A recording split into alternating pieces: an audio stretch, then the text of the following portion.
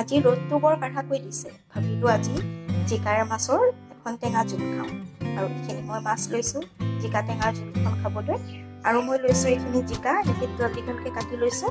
কেইটামান নহৰু মই খুন্দি লৈছোঁ আৰু কেইটামান মেথি গুটি ল'ম তেলত দিবলৈ। আৰু এটুকুৰা মই কাজি নেমু লৈছোঁ।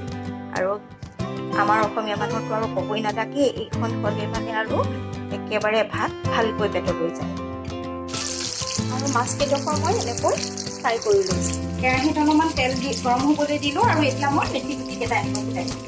আৰু মই অকণমান নহৰু এনেকৈ থেতেলি লৈ এতিয়া মই এইখিনি অলপমান ৰঙা কৰি আহিলে নহৰু আৰু মেথি গুটিকেইটা এতিয়া মই ইয়াতে জিকাখিনি দি দিলোঁ। এতিয়া মই জোখমতে অলপমান নিমখ দিলোঁ আৰু মই অলপমান এনেকৈ হালধি আৰু এনেকৈ মই অলপমান লৰাই পেলাই গেছ ষ্টভটো কমাই ঢাকোনখন লগাই থওঁ। জিকা প্ৰায় সিজি আহিলে এতিয়া মই ইয়াতে এটা এনেকৈ ৰঙা পকা জলকীয়া দিম। জলকীয়াটো মই অলপমান কাটি লৈছোঁ।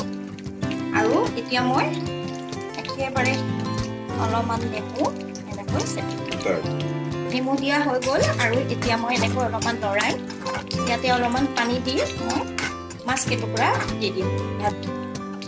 এতিয়া মই অলপমান ইয়াতে গৰম পানী দিম। জিকাৰ পানী নিজৰে ওলাইছে।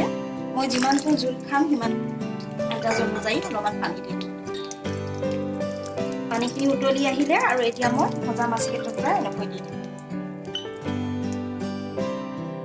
জিকা মাছৰ টেঙা ৰেডি হৈ গ'ল। আপোনালোকলৈ মোৰ এটা অনুৰোধ থাকিলে আপোনালোকে মোৰ ভিডিঅ'টো চাই লাইক কমেণ্ট শ্বেয়াৰ কৰিব।